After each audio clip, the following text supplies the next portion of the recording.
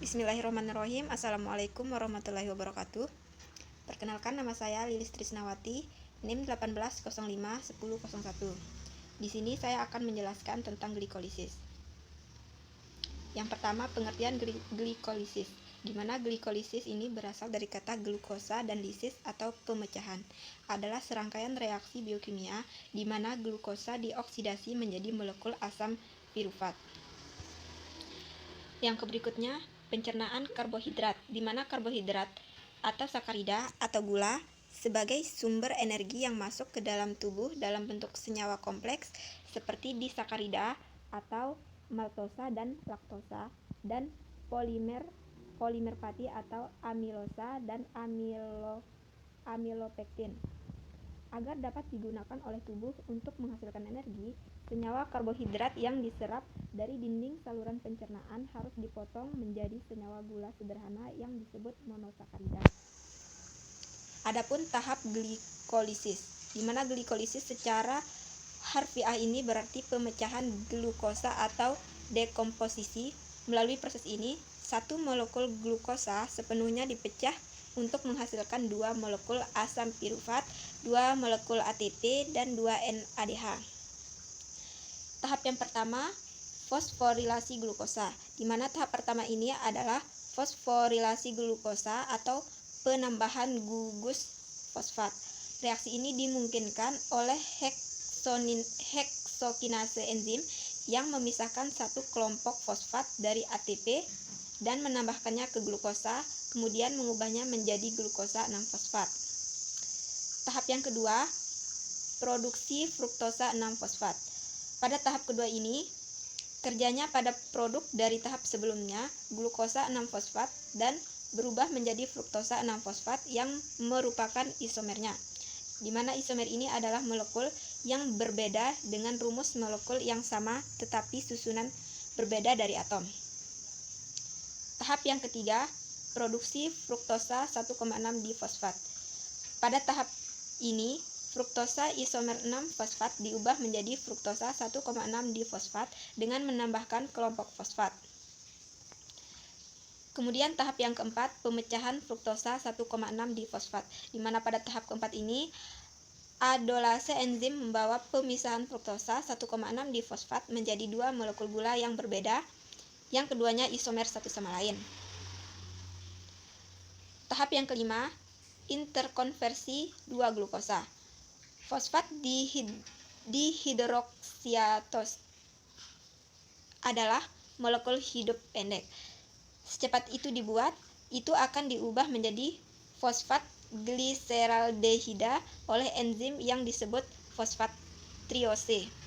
Jadi, dalam totalitas, tahap keempat dan kelima dari glikolisis menghasilkan 2 molekul gliseraldehida fosfat. Kemudian tahap yang keenam, pembentukan NADH dan 1,3 diposogliserik. Tahap keenam ini melibatkan 2 reaksi penting. Yang pertama adalah pembentukan NADH dari NAD+. Kemudian yang kedua adalah penciptaan 1,3 diphosphoglyceric asam dari 2 molekul gliseraldehida fosfat yang dihasilkan pada tahap sebelumnya. Kemudian tahap yang ketujuh, produksi ATP dan 3 fosfogliserat asam, di mana pada tahap ketujuh ini melibatkan penciptaan 2 molekul ATP bersama dengan 2 molekul 3 fosfogliserat asam dari reaksi fosfogilikinase pada 2 molekul produk 1,3 diphosphoglyceric asam dihasilkan dari tahap sebelumnya. Tahap yang kedelapan yaitu relokasi atom fosfat, di mana tahap ke-8 ini adalah reaksi penataan ulang sangat halus yang melibatkan relokasi dari atom fosfor dalam 3 fosfogliserat asam dari karbon ketiga dalam rantai untuk karbon kedua dan menciptakan 2 asam fosfogliserat. Kemudian tahap yang ke-9, penghapusan air, di mana enolase enzim datang ke dalam bermain dan menghilangkan sebuah molekul air dari 2 fosfogliserat untuk membentuk asam yang lain yang disebut asam fosfoenol piruvik atau PEP. Reaksi ini mengubah kedua molekul 2-fosfogliserat asam yang terbentuk pada tahap sebelumnya.